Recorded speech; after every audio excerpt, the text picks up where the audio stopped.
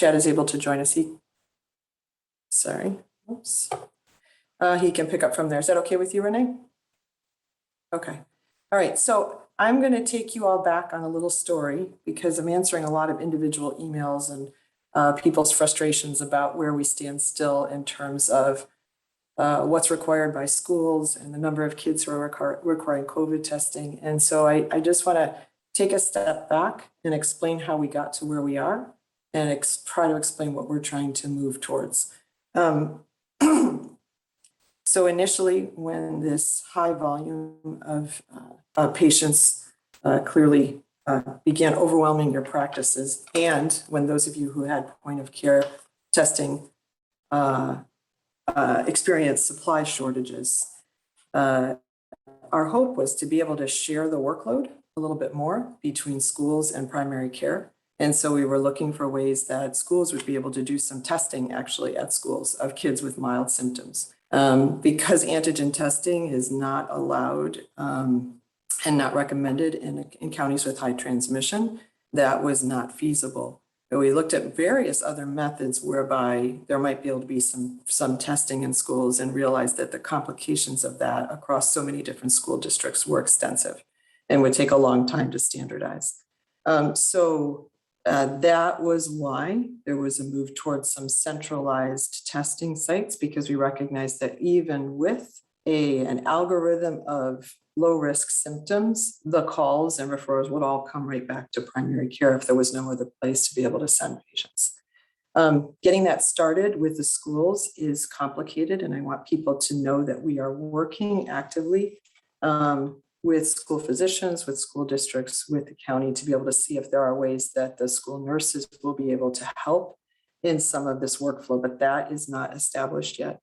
And we have, in the meantime, been working to set up some of these or to enhance some testing sites where patients could go, really almost like a lab station where COVID swab collection could happen, but for kids. So that is how we got to where we are. And so initially, again, the two pediatric independent urgent cares have been good partners with all of us during the pandemic, and they had been working to expand their efforts. Folks got a message from me this week because Pediatric Urgent Care of Rochester was able to expand some hours for referral from you all for drive-up testing for patients who had already been evaluated. I do know that Acute Kids of Rochester does the same. So those were the two that we had in place. We also know that the county is working right now in testing a site at the Fleet Center, but it is not open to the public yet. They're just testing workflows to be able to do some point of care and then some send out testing connected with URMC labs. And Golisano Children's Hospital is actively testing today a site that as soon as we see if those workflows are working, this will be another location where patients could be sent.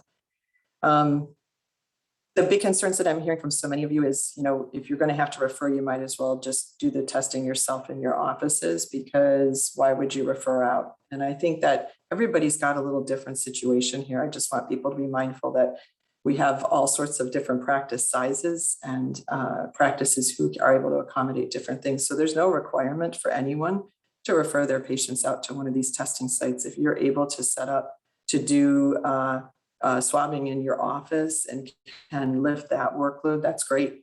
That is great. But for those who need a place to be able to send some patients, that is what we're trying to do at this time. There are a few caveats that I want to just mention that are applicable across the board for everybody. There's been a question that these testing sites are going to get priority for labs running their samples over primary care, and that is not the case at all. URMC Labs is now lifted. Pediatric COVID testing to a high priority level based on age, not location of where specimens are coming from. I know that Rochester Regional has been in conversations around the same. I cannot say specifically about that, but I do know that that's true. So for anyone who's worried that a sample that goes from your office is going to get a lower priority from one of these centralized testing centers. Please reassure that that's not the case. This is going to be on age basis as they come in. And if for some reason you feel like your courier status is not adequate for the amount of testing you're doing, please reach out to your representative and they will address that. If you need more than one pickup or more than 2 pickups a day, they will address that with you. So that's one thing. Pediatrics and particularly school-aged children, young pre-K up through our 18-year-olds, our seniors, are being prioritized. The goal is for a 24-hour to 36-hour turnaround time. Now that's turnaround time in the lab and reporting out the result. I recognize that with the Rio being down, that created all kinds of delays for your practices. And we are hopeful that that is now resolved and will not be an issue. One other thing that can expedite families getting the results more quickly, if they are already in a URMC system because of having had a previous lab, because of their child having been born at one of the URMC hospital affiliates, they are in and could go ahead and set up MyChart access. And so we will send out some guidance about that to your practices. So if you want to encourage families to do that, we recognize if someone's naive to the hospital system, though, it does take longer to set up that MyChart access than it does probably for the result to come back. Many of you have mentioned that. So it still could be a worthwhile investment for the future if they need another COVID test in the future, always trying to look at ways by which you might be able to streamline the number of calls coming to your office, the number of follow-ups required and checking on labs, if families can get those results delivered to them most efficiently. So that's what I wanted to say to you about lab testing and trying to expedite results for families. It is true, I just want to reiterate that the schools only require the test result. They do not require a physician note in addition to that. It's just the test result that's sort of the ticket back to school. So please, if you are getting pushback from any district where they're not accepting that, please let us know. We can forward that on through the district superintendents to make sure that that is corrected. And then the last point I just wanted to, second last point I wanted to mention is that it is true now that nasal, mid-nasal turbinate swab is acceptable across the board. None of you need to be doing NP swabs unless you're choosing to do that. The mid-nasal turbinate swab is basically the swab goes up as far as to just meet resistance, rotating the swab, removing and doing the same thing on the other side. That is a mid-nasal turbinate swab. We don't want there to be a double standard for the testing sites doing one thing and then practices feeling they have to do something different. It should be the same across the board. And then the last thing I just wanted to say is we should have information, I am hopeful by tomorrow, about what the hours and workflows will be for the county site, as well as for the Golisano Children's Hospital testing site. For those of you who do choose to refer, again, you don't have to refer. You can see your own patients. Part of the reason why we have asked for there to be an order for patients to come to these sites is so you still retain some control over whether your patients are coming in to see you, particularly if you have point of care testing or if you want to be doing that work. So an imperfect solution to a lousy situation, but that is where we are right now. And I hope that clarifies some of the questions that have been coming up in emails. Chad, I started without you, man. You get to take over now. No, I'm a slacker, so sorry. Got stuck in a hallway conversation and then totally lost track of time. So welcome everybody. Glad I could join. And glad LJ was here to actually do the important stuff. So I'll jump in with my piece and then we can kind of, if something LJ has already covered, she can just flag me or give me an obscene gesture and I'll just move on to the next subject. So good news, the incidence of COVID does seem to be diminishing across the region overall. So the doubling time that we've talked about continues to prolong, meaning it's a longer time before the number of cases double in a region. And that's pretty much all the surrounding counties at this point. The rates of hospitalization is going down. The number of patients who are in the ICU in the region has gone down, which all that is good. I think the Hospital capacity issues are still tenuous. Some of that is the cold and flu implications. Obviously, a diminishing amount of that is COVID. Some of that is staffing issues for certain. And so all of those things are kind of marrying together. But we still do anticipate that regardless of what happens with COVID, the cold and flu implications for hospitalization rates over the next several months, on top of a diminished pool of new hires available in the workforce, is going to continue to make ED and hospital overcrowding an issue for probably several months ahead, as we're anticipating. One, I guess I'll call it relatively good piece of news. So as everyone knows, the temporary restraining order for allowing religious exemptions in New York State for folks to continue to be able to work with adequate testing and precautions. That case did go back to the judge for hearing yesterday. The judge did uphold the temporary restraining order, made it a temporary injunction, such that the religious exemptions do remain intact for the time being. I say for the time being because tomorrow, the second district court is set to hear basically the exact same issue. They have jurisprudence over the court that ruled yesterday. So whatever they decide tomorrow will usurp the decision that was handed down yesterday. So there is the potential that even though the religious exemption remains in effect at the moment, and it's kind of lived to play another day, that the second court could take a different path, and that would now become the law of the land. At the same time, the governor's administration has said that they intend to appeal the ruling that was handed down yesterday, but I think my understanding is they are awaiting to see what the result of the case is tomorrow. We don't know for sure that the ruling will be tomorrow, but the anticipation is it likely will.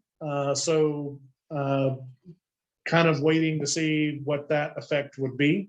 There is a reasonable amount in this region of folks who have opted to pursue the religious exemption alternative.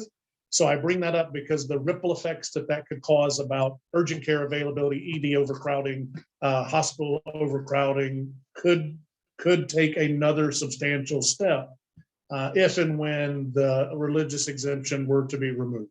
So we're kind of waiting to see what effect that has on us. Interestingly, although it may not be interesting depending on your view of things, New York City is almost unconcerned, if you will, about this religious exemption. And in fact, they would rather see the religious exemption be removed. I think from a pure public health standpoint, the more people that get vaccinated, the better. But in New York City, if you talk about here, the number of people that resigned or took a religious exemption being, maybe in excess of 5-6% of the workforce, if not larger. In New York City, it was a fraction of a percentage at some of the larger institutions. So is that because they bore the brunt of it and more people got vaccinated because they lived through it and we didn't have quite a severe manifestation of COVID here? And you can read into that and editorialize as you wish, but the interesting dynamic playing out in the state is the downstate and largest population center, which is where the governor is going to naturally align, is basically pushing to just do away with any exemptions and enforce the mandate. Whereas more towards the western side of the state, there is more interest in upholding the mandate because of workforce issues. So I put that out there because obviously that has effects on all of us. At the same time, the Biden administration and the Department of Labor have taken the next step, which would allow for enforcement of the federal vaccination mandate for any employer that has 100 or more employees. So it is anticipated that the federal mandate may pick up steam in the days ahead as well. I realize that for the vast majority of us, we don't have 100 plus employees, but it certainly could apply to a few. And so just know that that is gaining traction on the side, and that may have a ripple effect for broadening of mandates, not only within the state, but really across the entire country. So a lot of things are going to transpire in the short term on that. At the same time, we have every implication at this point that the FDA is going to take up the issue of the pediatric age 5 to 11 vaccination for Pfizer on or before October 26th, based on at least the early mention of the data that is likely to get approved.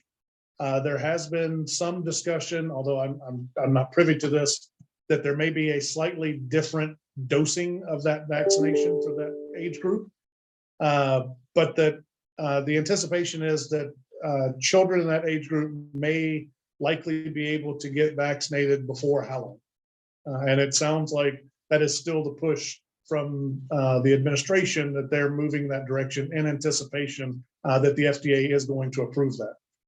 At the same time, you may have heard that Moderna made a play with the FDA to allow for a half-dose booster of their vaccine. And so far, the FDA has taken made no decision on that, or has taken a kind of no opinion on that stance at the moment. So it is not clear that there's going to be a Moderna booster immediately, but there is still every anticipation there likely will be by the end of the year.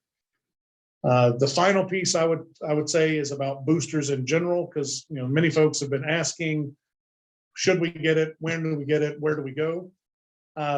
Because of the rush of folks getting vaccinated within the hospital, the university and the medical center had delayed their booster clinic a bit further. It has now been pushed out to October 25th. That was done somewhat intentionally to make sure that they had the capacity to respond to the people who may needed to get vaccinated before the end of September, but then also those that may have needed to get vaccinated because of changes to the restraining order or what may be coming tomorrow.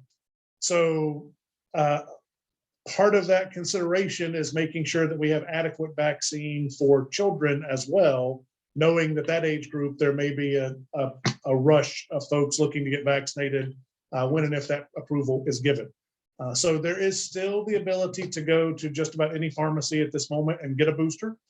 There has been a lot of talk recently about some evidence that came out that said at about the 6 to 7 month mark, the antibody efficacy, if you will, of the Pfizer vaccine wanes. And so therefore that may lend credence to receiving the booster.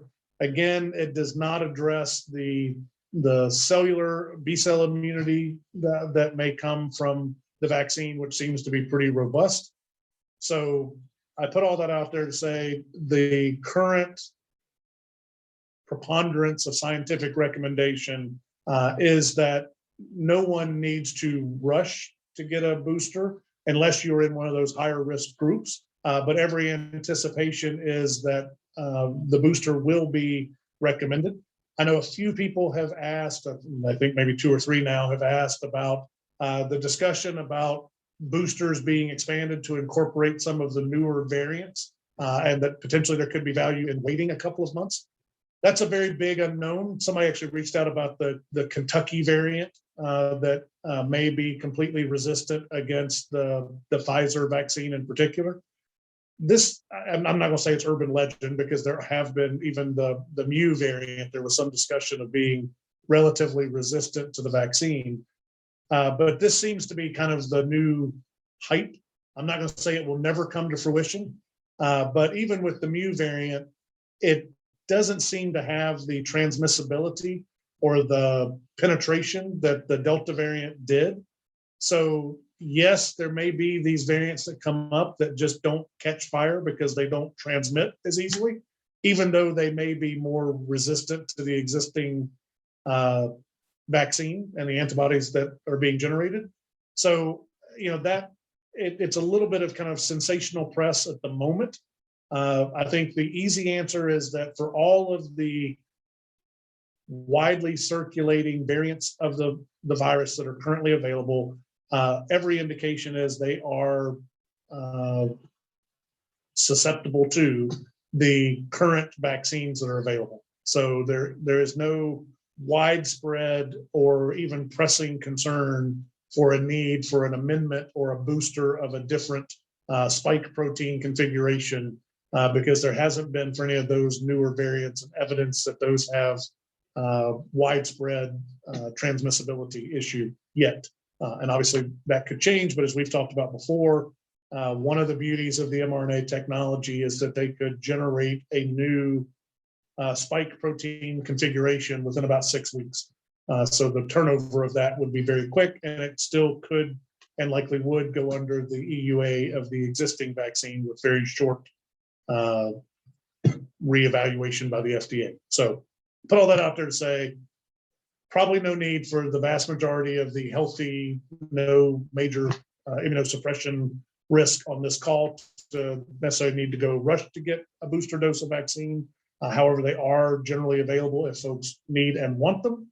And at the moment, there is no pressing data to say that there's value in waiting to get whatever booster 2.0 could come available, because there's no current evidence to say that that's necessary at this time. So that is all I know for now. I think I've answered all the generic questions that have come my way the last couple of days. So happy to turn it over to Renee or LJ if Chad, the only thing I was just going to add is there were a couple of questions, private questions that came through in the chat about vaccination for the 5 to 12-year-olds. And, we know that there is potential for that approval to happen as early as the first week of November. We are also hearing that one of the questions that came through in the chat was, can we use the same vial for the younger kids as what we have for our older kids in the practice? And the answer to that is going to be, sounds like no. So this is going to be complicated, right? It's a different vial. It's a 10-dose vial. It has to be utilized within 6 hours of opening it.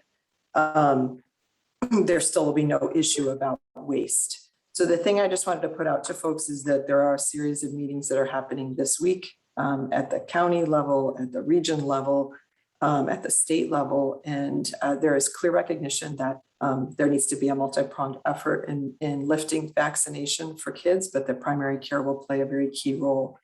They are advocating for a significant increase in reimbursement for giving COVID vaccine in the pediatric population. And locally, we are looking at, I want to give credit to Steve Cook, who's going to be stepping in to sort of be a medical lead around COVID vaccination for pediatric patients from Monroe County and for the area, really looking at ways to utilize resources, both at the county level and volunteer resources through the United Way platform to develop some strike teams that could come out and be helpful to your individual practices. We understand that it's a different workflow for COVID vaccination and needing to have patients wait for 15 minutes. It's not the same thing as a traditional flu clinic that you might do in your practice. And we also know that your teams are overstressed and exhausted. So looking at ways that there might be a core team of pediatric, competent, comfortable people who could come in to assist with some vaccination clinics at your practice site so that you would still be able to schedule your own patients and reap the benefits of the reimbursement. That is what is being looked at. In addition, there will likely be some pods at schools or potentially some other community sites, but they're not looking at giant mass vaccination centers. But everyone is fully aware that resources need to go towards primary care practices, both pediatric and family medicine, in order to support this effort. And resources are not just money, but people. So we'll talk more about that, I would expect, next week on our call. And but I just wanted people to know that that is what is being discussed. And if you have specific ideas or feedback you want to share, feel free to email Steve Cook And if you don't have his email, you can email me first and I'll forward it on to Steve. All right, that was it. Thank you. Perfect. Renee, anything you have? I think the only thing I would mention is that folks probably, might remember our most recent network news in the month before, talking about the pediatric clinical grand rounds that we did have scheduled for October 20th. I don't remember that we mentioned on this call that we have canceled that grand rounds just in recognition of everything that's going on. Don't think anyone's really well positioned to really talk about AHP's clinical priorities at the moment. There's other more pressing priorities. So just passing along the news that has been canceled. And we hope to reschedule at some point, but for right now, we don't have any new dates set. That's all I've got. Perfect. All right. So we have finished early. Any last minute questions or issues that folks have? All right. Seeing, hearing none, nothing in the chat. Thank you, everybody. Have a lovely week. We will reconvene next week and play again. All right. Take care, everybody. Bye-bye.